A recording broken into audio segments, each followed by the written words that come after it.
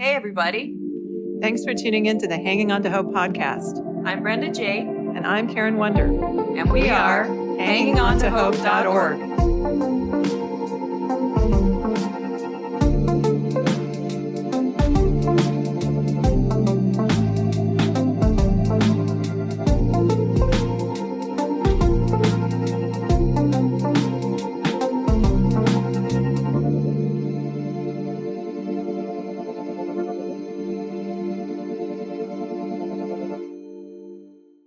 This podcast is intended as educational and is not psychological or medical advice. Always consult a professional when needed, and we disclaim any liability in connection with the instruction, information, or advice given. Hi, everyone. Welcome to the Hanging On to Hope podcast. This is Brenda J. Today, we have Reverend Dr. Sanghoon Yoo on the podcast. Pastor Yoo is founder of the Faithful City, TFC, and led ministries and social services for over 2 decades in the Phoenix metropolitan area. Pursuing recovery from his traumatic season, he encountered the trauma-informed care movement and founded the Arizona Trauma-Informed Faith Coalition, AZTIFC, with exponential growth. He was a founding board member of the Arizona ACE Adverse Childhood Experiences Consortium, where he chairs the Interfaith Committee. With AZIFC, he organizes statewide conferences, regional and national meetings, and develops professional field collaboration with various societal sectors. He also offers trauma-informed care training, organizational and systemic change consultation, and trauma-transformed discipleship. Recently, TFC launched the Creating Communities of Belonging project with a grant award by the Maricopa County Department of Public Health to train faith communities for trauma-informed care-based substance use prevention. Dr. Yoo organized the first annual Weave and Cleave conference in May, recognizing 11 faith-based organizations for their Belonging Community Project training completion. In addition, he is co-managing the faith-based community, PACE's connection, and sharing the faith committee at Campaign for Trauma-Informed Policy and Practice, CTIPP, to advance the movement with national leaders and colleagues. Ooh. That's a long introduction. So welcome to the show. Yes, welcome to the show. This is Karen. It's so nice to meet you. Thank you for having me. Today, we'll talk about trauma-informed care. So much good information out there. It's so encouraging to me. Brenda and I were both so excited to hear that you have, and this is such a passion of mine as well, started to implement trauma training in churches. And yeah, I definitely want to hear more about that. What is your plan to reach churches? Definitely see a need for that. So I've been doing the movement in 10 years. And before that, I was in pastor 25 years. So I have a lot of the people that and the leaders in the relationship of trust. And that's very, very important. And that's why the Maricopa County Public Health, they want to use me and my organization, because when the public officer go to the church, I mean, it's got to be very tough. But they need somebody kind of bridging the gap, both sides. And fortunately, I have both sides of some credentials, and I worked at both sides. So we try to bridge the gap, and people see that, oh, I thought the mental health is the devil. Counseling is a devil. We don't deal with it. Well, that's not. And then likewise that, oh, churches are very judgmental. Oh, that's not. There's some churches who want to bring that, public health toward their sanctuary. So bridging the gap is important. So in order to do that, we need to persuade the leaders. So in my work, training is important. The training is going on, and especially it's the organizational training. So we train the trainers, and with all the kind of the years of a journey together, so they change the culture. Churches started trauma-informed Mother's Day service. So there are women who are sad or more stressed in the Mother's Day instead of celebrating mothers. Yeah. The churches started with a more balanced way, how we celebrate, but also how we comfort those who are suffering during the holidays and Mother's Days. And recovery and addiction. One church I've been working 6 years, they have a recovery meeting, not only the weekday night, but just before Sunday worship. So that's why we try to build the community belonging. It's not inside the recovery group, inside the trauma survivor group. They need to be accepted in a whole congregation. That's our goal. And so we try to do that. In order to do that, we try to build a leaders network. So I have about 50 leaders, faith leaders working together in all faiths. for this movement, as well as doing the trainings continually. And we have a conference, Weave and Cliff conference. So we did 2 years, and then we're going to go the third year. It has been very successful, about 30 local national speakers, and then 8 or 9 breakout sessions, about 300 professionals and lay people coming on the weekday to be part of the movement, because we really bring the resilience and hope together. So incredible. This was like when we started, we have a nonprofit called Hanging On to Hope as well. And then the podcast stemmed from that. But this has been a passion of Karen and myself to bring trauma training into the churches. And you're doing it. And you're doing it. That's so helpful. Yeah. It's so helpful. this is God, because I thought no church is gonna accept, no church is gonna embrace it. But we had some, and then they bring the amazing stories how they change. Yeah. Well, and it's so important, because there was a instance last year where I had to help an abuse victim and take her through the courts, get the order of protection, do everything, get her over to the other side of town. She had to find a new job. But Ruth, and Ruth is with her church. She was from her church, and the church helped. And with our help and with all the other organization in the community's help, we saw a beautiful thing happen. Yeah. Where everyone came together and were able to help somebody.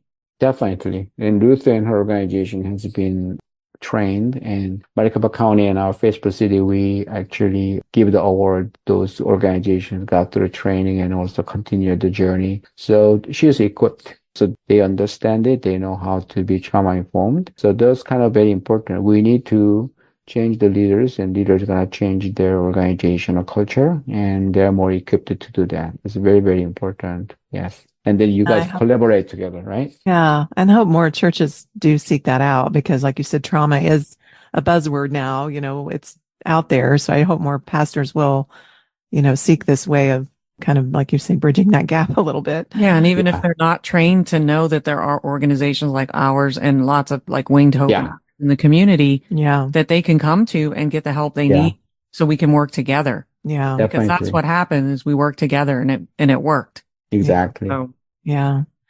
So we have a few questions from our listeners, and just thinking about this question, it is a person that I know personally, and there is a gap there that they have seen in the church. So that's why this question's coming from. But this is her question. But it says, I understand you are a Christian, but can you share a successful incident where you were able to help someone bridge over from quote, quote, demonic oppression to actually understanding a mental health issue? Because I was talking to a friend about this not that long ago. Sometimes there's a lot of confusion between, like what is mental health and what is more of a spiritual issue, or is, I think that's kind of where our question's coming from. Right. That's why I'm saying that whatever denomination you are one of the 20,000 denominations in the world, and one doctrine cannot satisfy that all needs of the body of Christ and kingdom of God. And we need to really evaluate very well what kind of a need is there for the healing. Yeah. Not everything can be healed only by deliverance, only by fasting and prayer. Yeah. Only by the Bible study, or only by the medical or counseling. We all need it. And then we need, and I was talking about the building community and connection. Yeah. We all need it, and we need to really come to how we're gonna harmoniously balance this out for each person who needs. In terms of the people with the mental illness, when I was working in the psychiatric hospital, the doctor psychiatrist was a Christian. And, it's about 30 years ago. He'd already told me that because there is a mental illness symptoms appear or get manifested because of a chemical imbalance of my hormones, which is nothing to do with the demonic power. Yeah. And then also there are the cases that very situational, like my significant other died suddenly, right? And then depressed. That's not demonic. Right. It's a situational.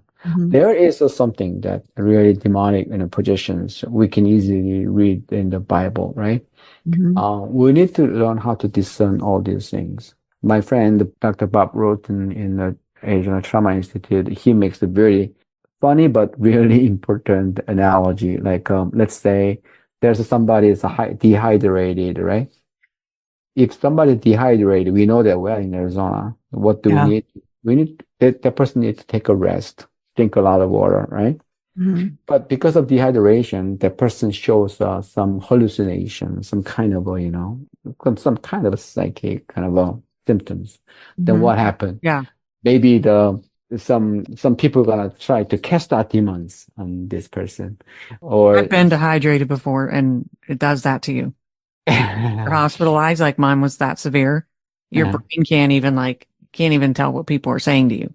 yeah. Yeah. And yeah, even the psychologist can think, oh, this is a hallucination. You need to take a drugs and medication, right?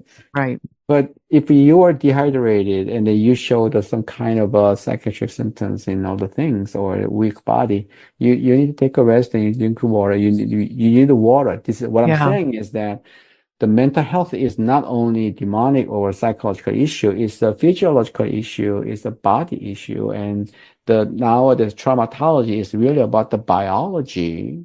But when we treat people in ICU, we don't say, in the name of Jesus, demon goes, and you come Yeah. out the ICU right now. Right. But it's the same thing. Same thing is that the trauma affects my mental, but my physical health. And Mhm. then we need a more profound and deeper level of healing. We cannot just make everything is kind of a demonic. At the same Right. time, in my own recovery, I had to do the spiritual warfare because Yeah. Yeah, me too. I did all the prayer, deep breathing. Some people think it's a new age. That's not. Right. Bible reading, all the things, and exercise, but also anyhow, somehow I got into understanding with a lot of consultation. There's some kind of demonic power, again, spirit of a Leviathan, all the things. So Mhm. I really did a commanding prayer, deliverance prayer, all the things. Yeah. Right. And so we need them. But when you really try to make one way as a fit for everything, it can be actually dangerous. Yeah. So demonic oppression, be careful to use the word like a deliverance. Mhm. That's not the only way when the certain mental illness is caused, not by the demonic power of possession, but by situational or chemical imbalance or deeper trauma and then trauma memory, brain response. Yeah. That's a very physiological problem. Yeah. I mean, we do have an enemy that takes advantage of that. Yeah, that's what Oh, you're yeah, talking. absolutely. Right. Yeah. And ultimately, maybe there's some portion that needs to have the spiritual warfare and Mhm. then deliverance service. Yeah. But only deliverance is not the answer. Right. I totally agree with that. All right. And so the question was there an incident though? And oh yeah, can you share a successful incident where you were able to help someone bridge over from demonic oppression to actually understanding a mental health issue? So yeah, definitely. Because what I talk about right so far, Yeah. I talk like this and Yeah. then just ask, what do you think? You Mm. know, So it happens a lot, you're the where saying. you are. Yeah, because There's lots of I have a person who been through child abuse and a lot of sexual abuse issue that brings more the sexual activity and a lot of troubles. And the church is just trying to talk about read the Bible more and pray more and deliverance and the person I'm helping is trying to do that but it doesn't help. Right. He cannot stop that sexual imagination, pornography, all the things. And so I hear his story and then really working on his story. And first of all, he got very abused by father. So I try to be his different way of the fathering, and then he become the trust kind of Yeah. building relationship. Takes him years and years, but and out of this that he understands, and now he reports me that how many times he walked and how many, the exercise, what he does, as well as continually do the Bible and pray. And he has a lot of anger issue against God too. But Mhm. that can be very demonic, but actually it can be very theological. Yeah. Because Right. he believe if you are in the church, you should be blessed, but I'm not, Oh, So that's a theological discussion there as well as a prayer. And so actually with the relationship building, trustworthy and safety, and whatever he go through, he communicate with me. And then he really understand that mental health, depression issue, anxiety issue, panic attack issue, and then also the relationship between mind and body and soul. And so it's very slow progress of the healing, but he's way better rather than just to try to pray and then Yeah. the pastors and the prayer team comes to his house to wipe out all the demonic power from his Yeah. house. They did several times, but nothing happened and he didn't improve anything. He got more angry at God. He got more Yeah. depressed. So yeah, I mean, it is very, very tough. I think it's very, very important because, when what Jesus did with the woman at the well, Mm-hmm. and he gave her the safe ground, and then she was understood by Jesus what the very shameful past. Yes. And it just healed her immediately. Do you know what I mean? And Mhm. her theological issues, and suddenly she become evangelist, Right. That and instant. so yeah, it's very, very important that we need to discern very carefully what consists of all these things that this person shows today. Yeah, that's very well. I love that example because I love that in the Bible it says that he knew all about her past, like you're talking, so that he took away that shame of like, I know everything that you've been through, but I see it in just offering her that grace and hope. And like in that instant, like you said, Hmm. changed her. I Hmm. love that picture because I love that whole picture in the story of the woman at the well.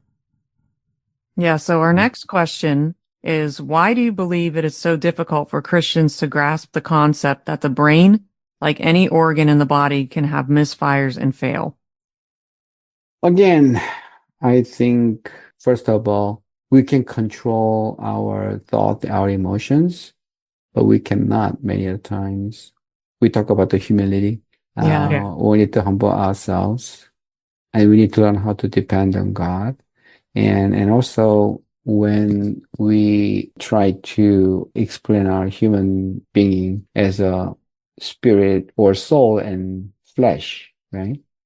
Actually, brain belongs to flesh, which Mm-hmm. means brain works based on the mechanical system, how my mind and body and my emotion working together. Yeah. So if you are fractured, you're gonna treat your fractured arm based on medical knowledge, physiological knowledge, right?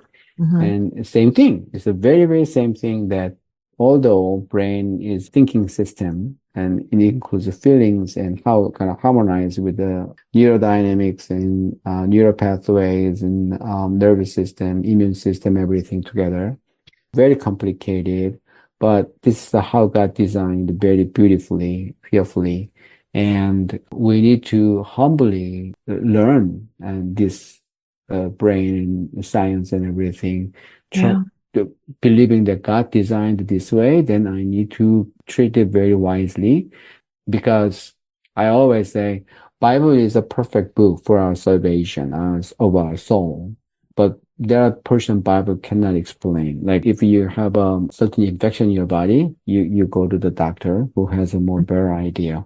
Same thing that we need to understand that we need to learn how the brain functions. So based on Yeah. that, trusting God designed this way, and we need to deal with the malfunction of the brain instead of trying to oppress our system, our brain system, based on your theology or dogma and power of your religious power. That doesn't work. Well, Mm-hmm. because when we talk about the sin in the church, we always just talking about myself willed sin. I chose this. But there are a lot of sins that I didn't choose but happened. Yeah. Aces. Mm-hmm. I didn't want my father abuse me, but it happened. Right. And it's justice issue and all kind of things coming together. And my brain needs to interpret this very godly way instead of just, oh, that happened because I'm sinful. No, we are not. And then brain react to that unjust trauma, right?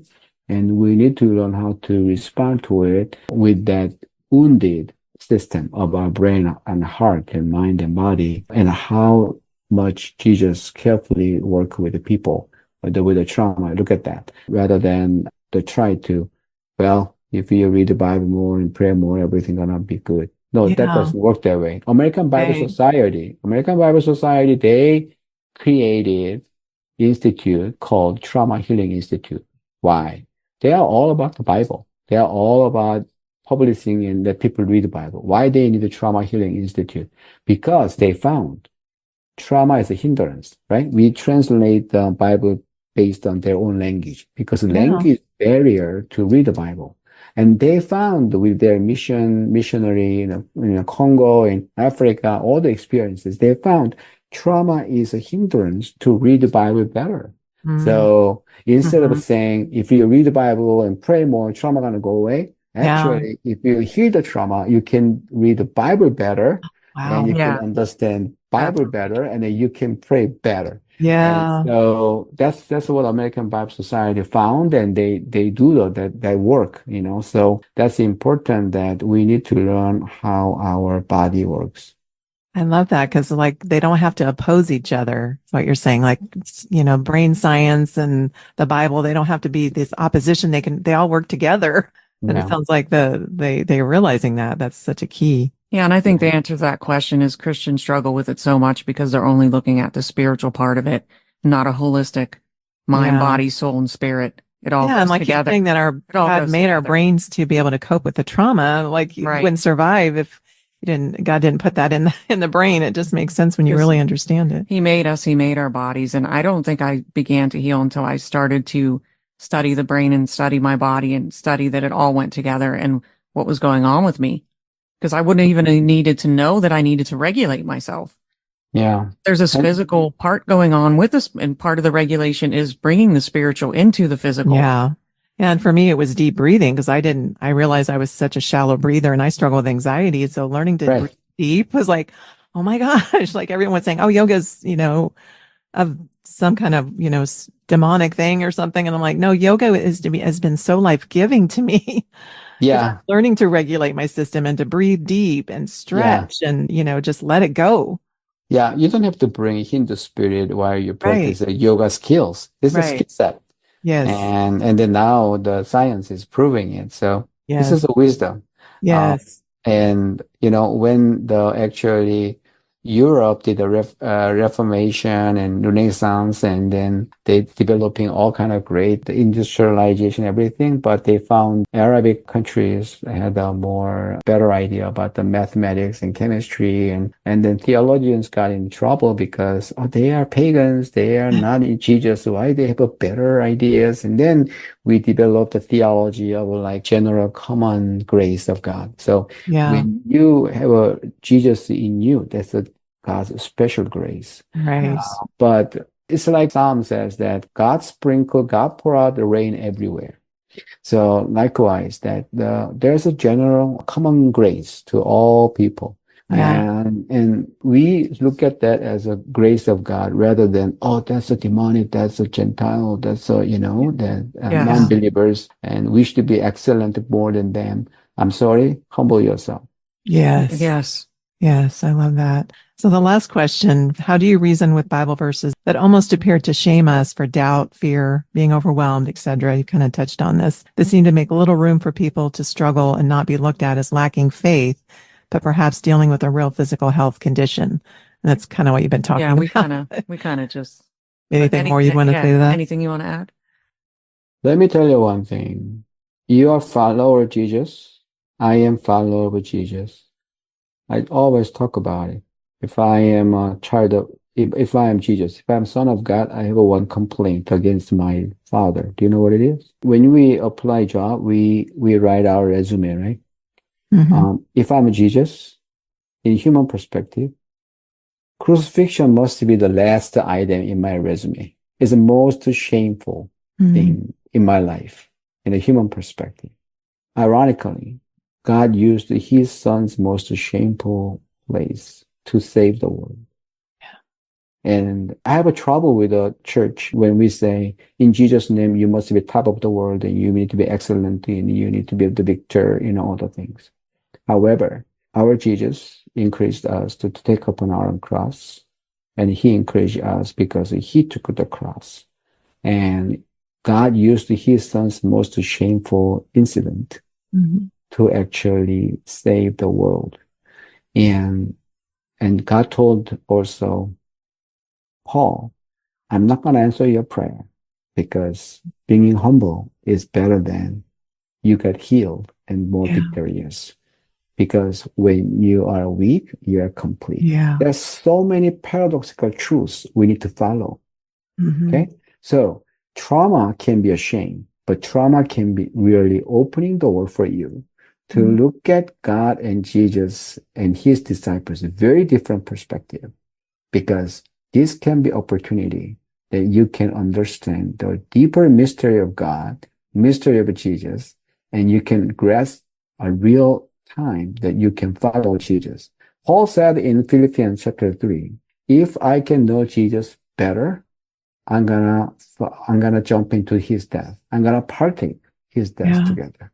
That's a shame. That's a failure in human perspective. Mhm. But out of all this, if I can know Jesus better, if I can glorify God better, that's what Jesus struggled in the Gethsemane, but he said, okay, finally your will be done. Yeah. Right?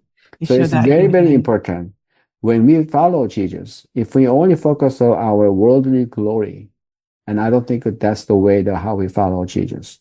So I Mhm. want to say that we need to really change the narratives, because the shame and failure and pain, it can be an opportunity to go deeper with the relationship with God and the way how follow Jesus. And I hope that instead of being ashamed, I hope that people really have a more courage to take it on. Yeah. That was so emotional to me when you said that. That's good. That's very wise. And yeah, thank you good. so much for I sharing think that. that answers that question Yeah, perfectly. very well. Perfect. Can you tell us more about Faithful City and briefly the services you provide? So yeah, for 30 years, we've been working to raise the multicultural, resilient servant leaders. With the trauma-informed care as a recent development, we really try to empowering their transformative journeys out of trauma and to create communities of belonging. And with that, we do the Live and Clean movements, so our own discipleship, worship, but also with the conference and with the Maricopa County Public Health, we did the Community Belonging Project to train all the faith community to be trauma informed and prevent substance use, and then build their own community of a safe place. Now, where can people go to find this information? And are you in Phoenix or? Yeah, my office is in Phoenix, but I'm everywhere. Okay. I go to Tucson, I go to other states. But the best way is that you can email to me the Facebook City, the one word, at gmail.com. Okay. thefaithfulcity@gmail.com. Yeah, or you can go to website, www.thefacefulcity.org. Okay. Okay. And then they can look at all your programs, and if they want to be part of it or any of that, that's fantastic. Yeah, honestly, I'm very relationship person, so I don't know how much program you can find, but maybe you find my phone number and call me. I'll be with you. So you're That's more based on relational than. Oh, definitely. Yeah, Okay. I say my church is Starbucks. I mean, for 30 years. I have so many people with a church trauma, everything. They will never go to church, but they don't want to give up God. And I have Yeah. pastor for a lot of people who have been a lot of, things. And then we talk about it already, right? They need the connectivity, in-person connectivity. That's a priority to me. So I'm not good organizer or, kind of manager or program developer, but I love to be with the people and listen and encourage and empower and disciple. That's me. Yeah. I just want to say I see Jesus in you. I love the words Yeah. you've said have just been so beautiful. I So love that. thank you so much for everything Thank you've you. shared. We just thank you so much for coming on the podcast, for giving us all this time and educating our listeners on trauma-informed care and healing. I hope more churches will reach out and seek, help with this. And so we already talked about where our listeners can find you. So we just thank you so much. I appreciate everything you've said. I know I'm going to listen to this podcast more than once because it's just so helpful information. Like I love that it just needs to be talked about more in the faith community. So thank you so much for bridging that thank gap. you. Yeah, this is definitely going to be several podcasts. Yeah. But that's good. It's all information. Like we hadn't done substance abuse. We didn't have one on that yet at all. Yeah. And then the triggers, we didn't have one on. So we really, Yeah. We covered a lot. we hit a lot of things. Thank you we for wanted covering to all do. that. I know Yeah, thank you so much for being on the podcast. Yes. Well, yeah, thank you. Man, you guys stay with me 2 hours. Oh my God, that's crazy. I cannot believe, but I'm sorry. I told you this is a humongous challenge, but Well, You did it. Thank we you. only do them this long when it's really important material. Yeah. And we did the life-saving divorce with Gretchen Baskerville, and that was really long too. But it Yeah. was so important Yeah. because people think it's okay to be abused and stay married and be abused. Cause like I did in my marriage, I told 3 pastors and a friend, and I thought I had to stay until he cheated. So then he cheated. So 22 years in, we get divorced, but I didn't realize all the scriptures that backed up the fact that I wasn't even supposed to be associating with him. I had no idea. That's Yeah. where the trauma-informed training in churches comes in. Yeah. Because if they They were need to all go trauma, together. yeah, They no one need to even be in followed up and asked if I was okay, if he was still abusing me all those years. yeah. And Yeah, I'm not so- mad or upset or anything. It just makes me want to make sure that more churches are trauma trained Right. so that it Yeah. doesn't happen They to can someone make it else. worse, or they can come alongside you. Yeah. So it wasn't help. like I didn't try to tell, but I feel like the biggest mistake, I didn't tell my family, any of my family, because they would have gotten me out. Right. The church was my family, and I thought by telling them that it would help, but it didn't. So this is where you come in. Yeah. Yeah, I know. And it's a battle too. So, Yeah. yeah, it's tough. And then, yeah, thank you for having me. Whenever you needed me and support and collaborate, let me know. Thanks for tuning in to Hanging On to Hope. Check out our website, hangingontohope.org. There are resources on there, and if you would like to donate or volunteer, you can do that through our website. We are a brand new nonprofit, so we appreciate any and all support. And we thank you for listening, and until next time, keep hanging on to hope. We are evidence that there is hope and healing for you, and our passion is to help you find it too. So thanks for tuning in. Thanks for listening, everyone.